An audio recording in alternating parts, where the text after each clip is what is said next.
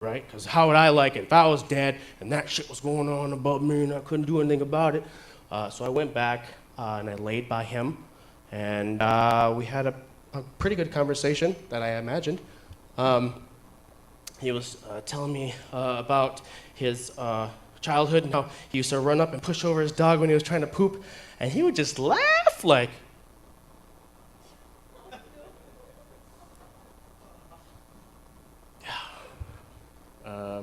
I don't know, there was more. I have another.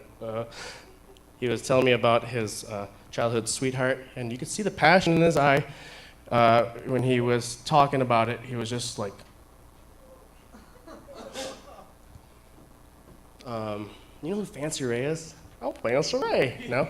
Yeah, dude, I was doing a show, and he fucking pops in like, hey man, I just need like 5 minutes. I just need like 5 minutes, man. And I was like, okay, I don't actually work here. I'm just doing like a 5-minute set myself, so talk to somebody else. But it was really funny because after the show, we were at the bar, and he talks like when it's just me and him, like two bros, he talks the exact same like on TV, like, I'm Fancy Ray. And we were sitting at the bar, and there was nobody else there, and he's like, hey, how you doing? Everybody heard about me. And I'm like, dude, it's just me and you. I don't understand why you're talking like that.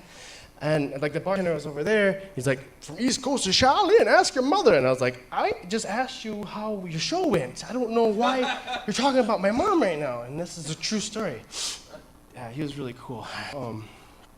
That's my Fancy Ray section. It's not complete yet. Boom, gotta laugh. Oh, I'm killing it.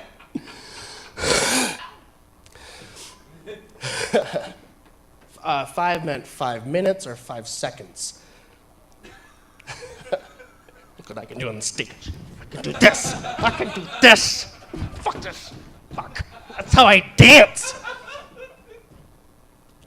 So I'm from Michigan.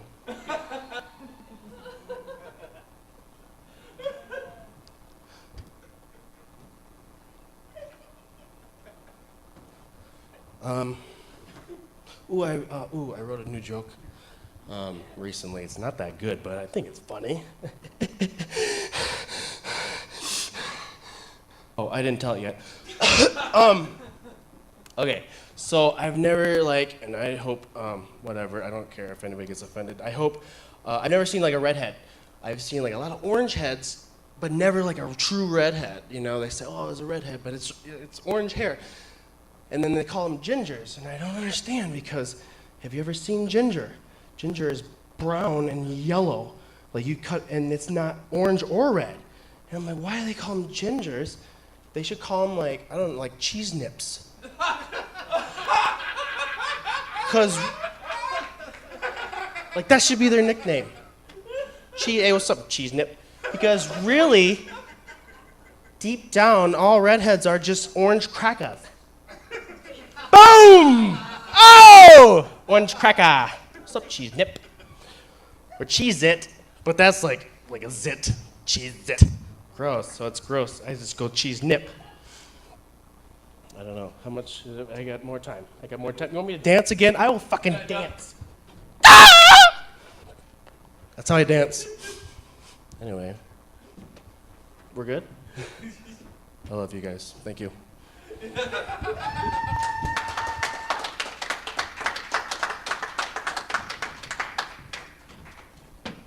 Let's give it up for Brandon Rumfeld. You know, I gotta say, Brandon, I can really relate. You know, when you're talking about getting fired, it really sucks. You know, there's never a good experience when that happens to you with the job. But you can really, you can manage it a lot better. You manage the pain if you manage your expectations. And if you can manage your perspective about where you're looking at that from. For instance, if you're fired as in you're being let go from a job making sandwiches or Starbucks, that's shameful. But if you're being fired as in sealed inside a pressurized container so you can take your final form as a piece of pottery, that sounds pretty badass. So it really is just a complete matter of perspective.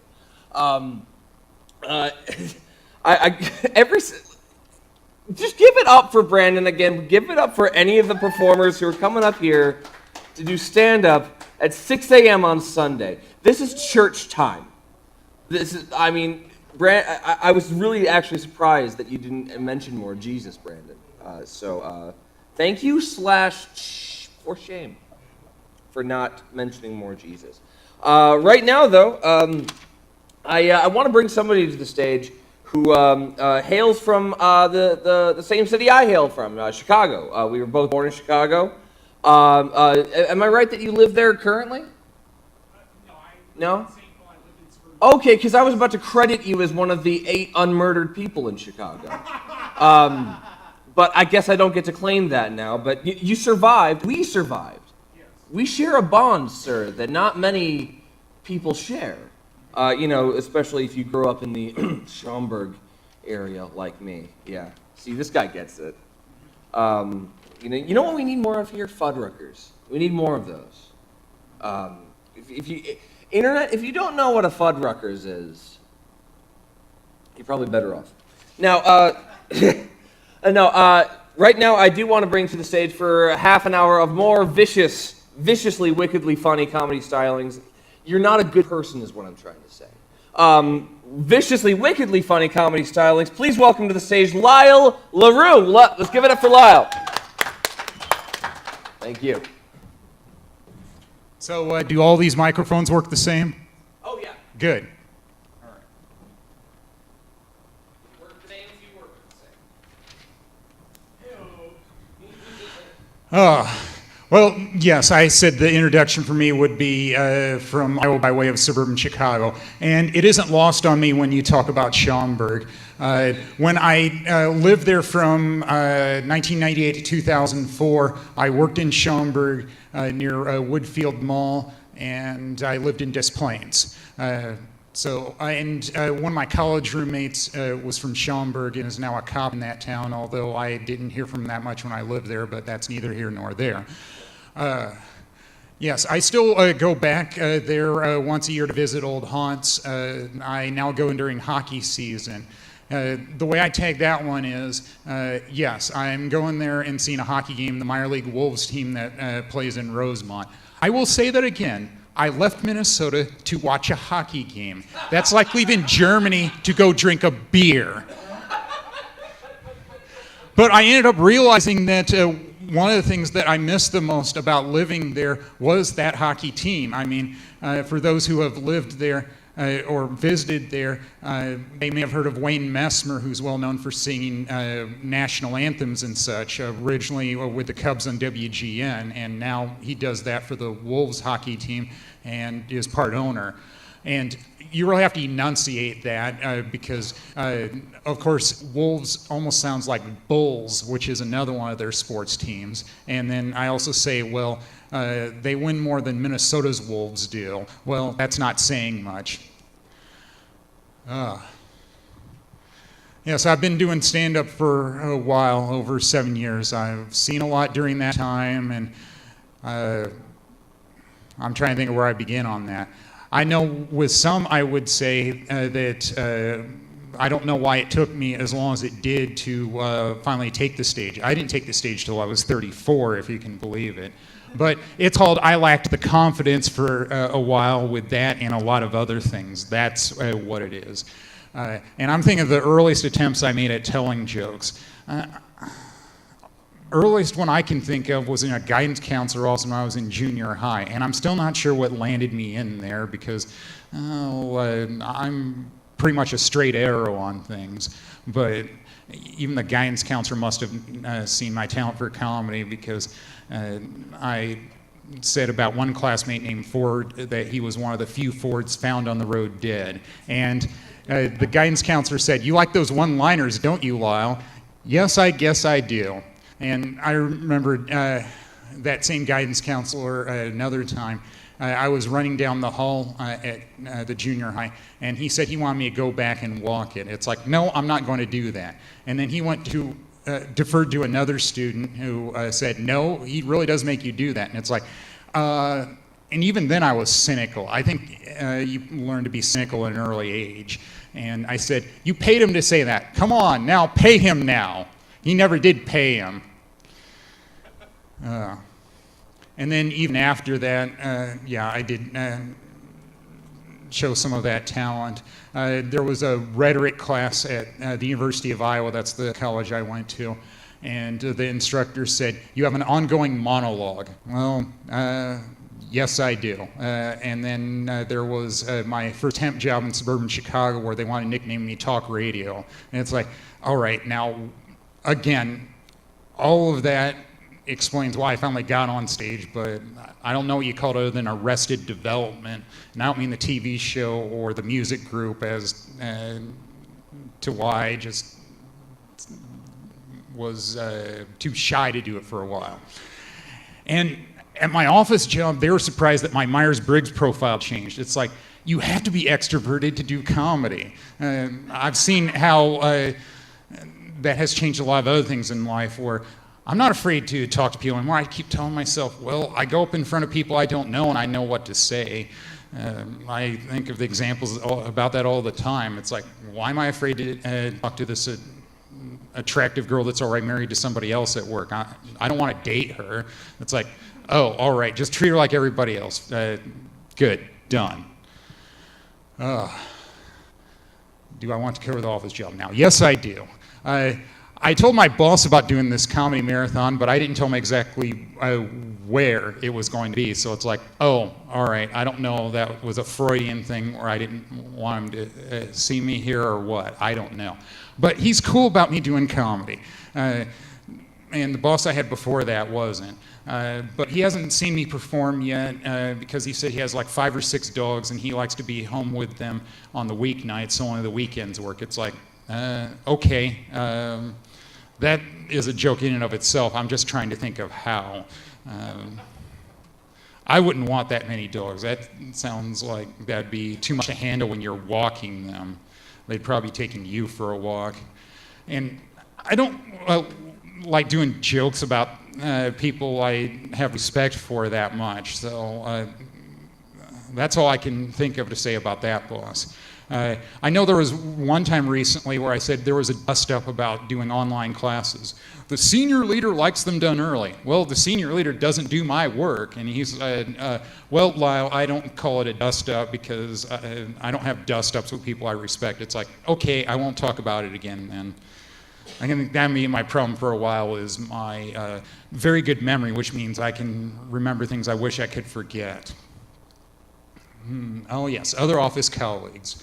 I hear weird things all the time at work. Working in corporate America, in a finance office, that joke writes itself. There was one colleague this week that said she was as nice as she could be. It's like, what does that mean? She said she could be mean. It's like, yeah, I try not to be mean at work because I'd much rather have friends than enemies. I know somebody even backed me up on that after I said that. And then another colleague heard about how I have 2 credit cards, but one of them I don't use now except for balance transfers. And she said, I'll use your card. It's like, yeah, I'm sure you will. Who will be paying the bill in the end? I probably will. It's like, yeah, that's what I thought. I mean, she has a boyfriend anyway, and I don't date office colleagues or comedians, so I don't see what that was about. I figured that was the privilege that you got when you were dating somebody, on being able to use some of their things and getting away with it. Call me crazy. I've seen how couples operate. I know that from being in a relationship for over 2.5 years. Do I want to do jokes about that? Well, I know I had one comedy friend that said he was tired of hearing about her, so I'll try not to do too many about them. All right, more office colleagues. I have a work spouse, and I still have to explain that to some people too. It's like, what's a work spouse? It's like, all right, there's a lot of things online where you can look them up, like Wikipedia, and there is an article that is called Work Spouse. If I don't know something, that's where I go. If I'm not sure what a term means, I'll go to Urban Dictionary. There are answers available, people. But yes, a work spouse. I have one, and even though she's married now to an office colleague, it's like, can I still call you work spouse? It's like, I'm still going to claim you as one because we get along really well. She understands me, and not everybody does.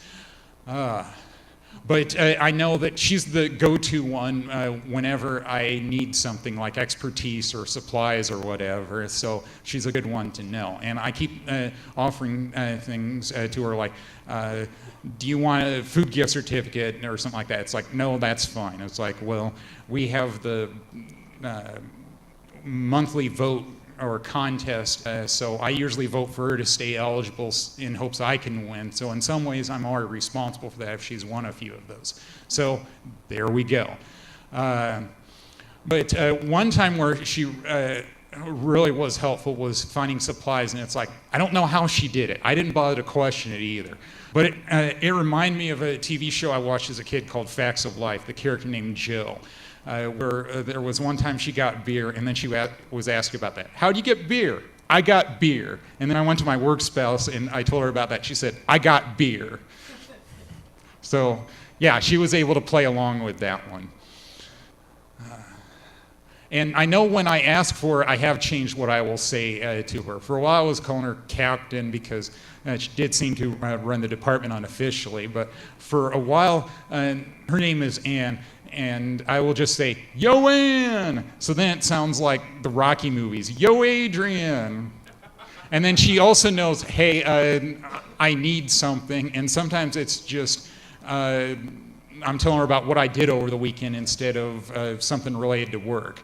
But I try not to abuse that privilege on telling her about the littlest things.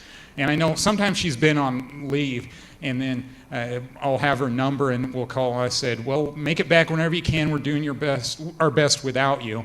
And then when she came back, I said, hopefully you weren't on leave because I said Yo Ann too many times. Again, I try not to be needy, but sometimes you need help.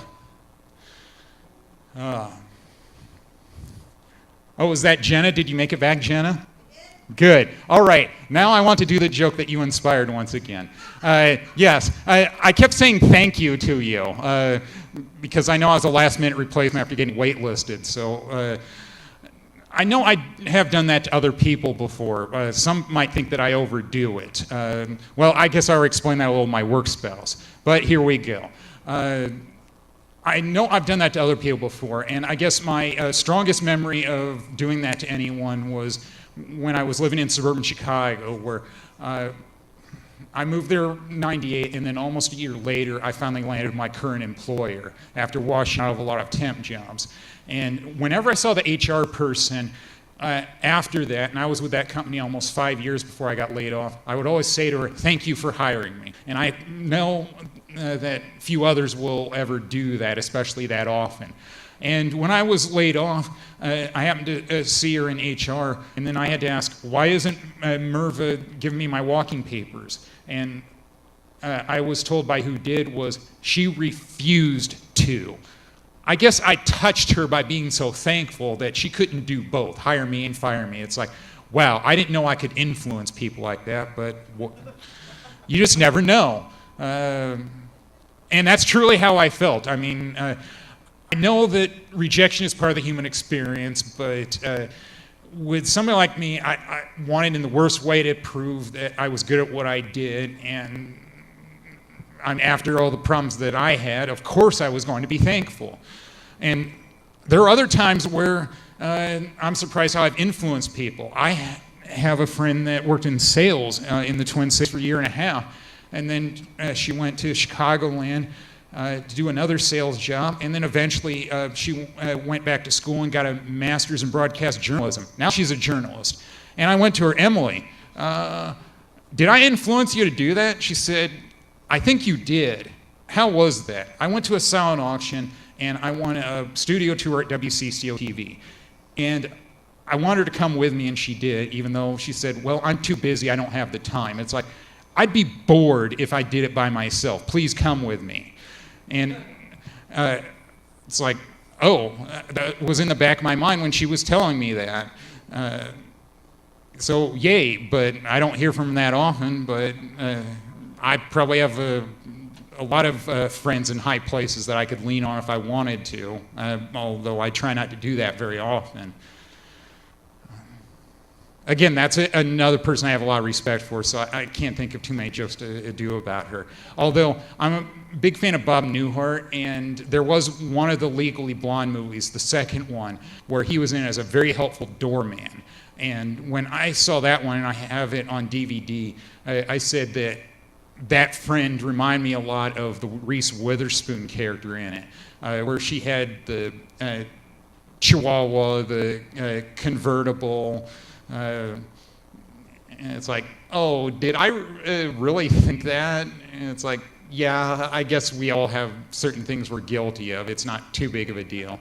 I mean, she's, I'm sure, pleased that I now do comedy. I mean, it's a healthy outlet. I'm not as angry as I used to be. I dump the pain on stage.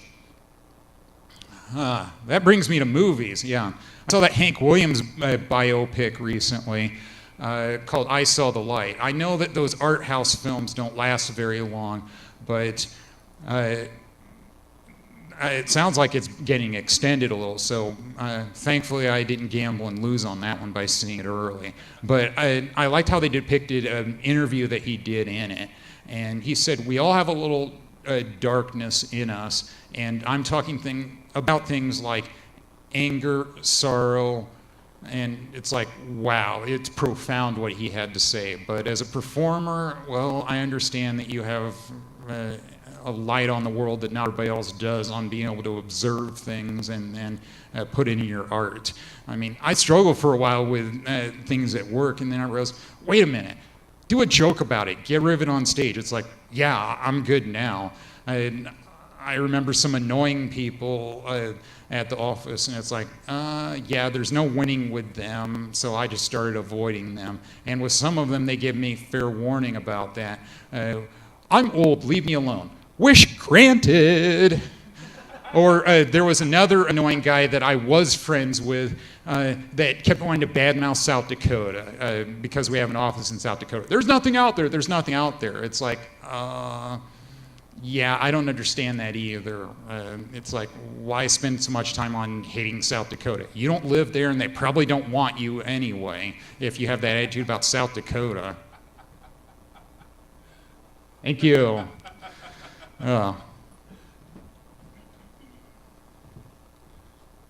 This is one of my longer sets, so I know well enough to bring water with me. Take care of your instrument. Yeah, this is left over from going to Bobby and Steve's in Minneapolis last night.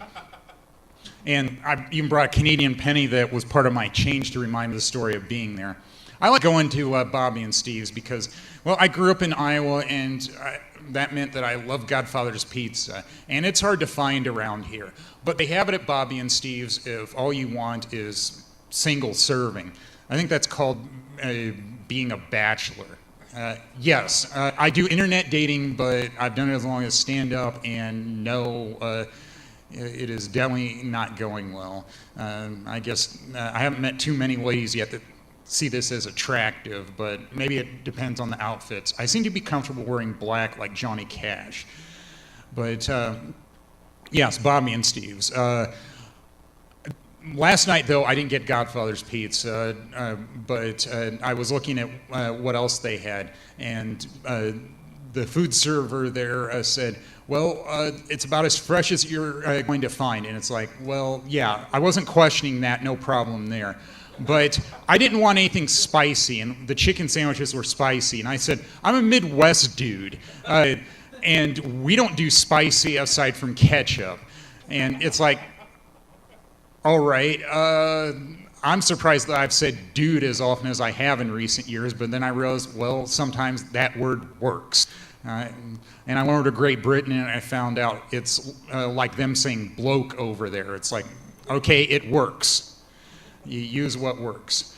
But I ended up choosing a ham and cheese sandwich. He said, well, I'm just looking out for my customers. It's like, well, good to know.